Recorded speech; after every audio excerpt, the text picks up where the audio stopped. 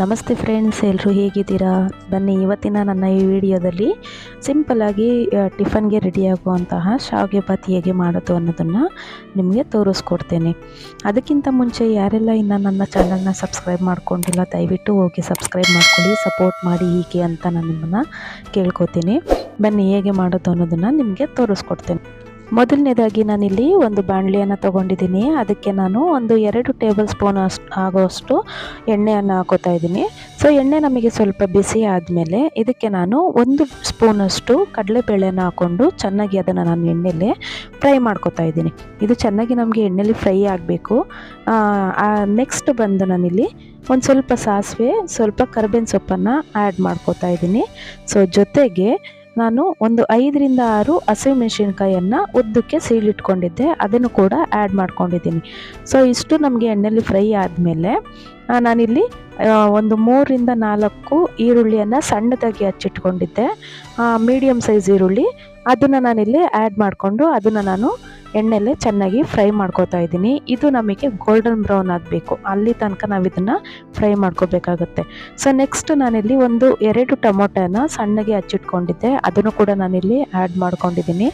ಅದನ್ನು ಆ್ಯಡ್ ಮಾಡಿಕೊಂಡು ನಾನಿಲ್ಲಿ ಎಣ್ಣೆಲೆ ಚೆನ್ನಾಗಿ ಅದನ್ನು ಫ್ರೈ ಮಾಡ್ತಾ ಇದ್ದೀನಿ. ಸೊ ಇದು ಎಣ್ಣೆಲೆ ಚೆನ್ನಾಗಿ ಫ್ರೈ ಆಗಬೇಕು ಅಂತ ಹೇಳಿದ್ರೆ ನೆಕ್ಸ್ಟ್ ನಾನಿಲ್ಲಿ 1 ಸ್ಪೂನಷ್ಟು ಅಂದರೆ ರುಚಿಗೆ ತಕ್ಕಷ್ಟು ಉಪ್ಪನ್ನು ಆ್ಯಡ್ ಮಾಡ್ಕೊತಾ ಇದ್ದೀನಿ.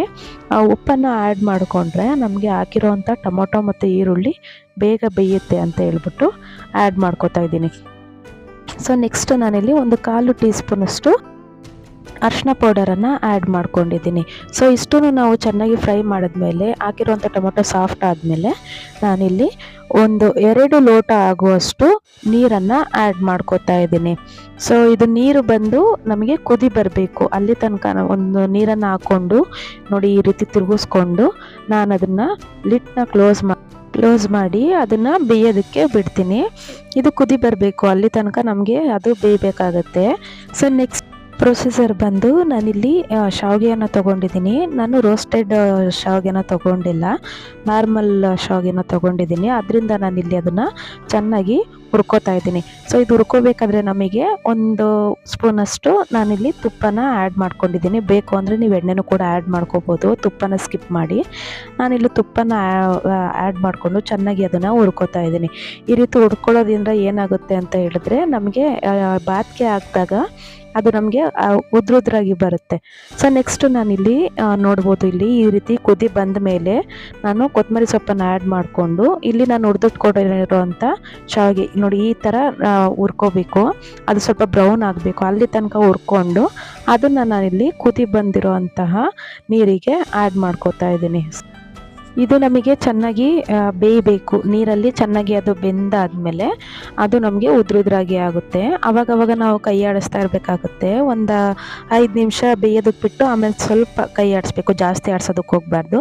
ಈ ರೀತಿ ನಾವು ಲಿಡ್ನ ಕ್ಲೋಸ್ ಮಾಡಿಬಿಟ್ಟು ಬಿಟ್ಟರೆ ಅದು ಬೇಗ ಬೇಯುತ್ತೆ.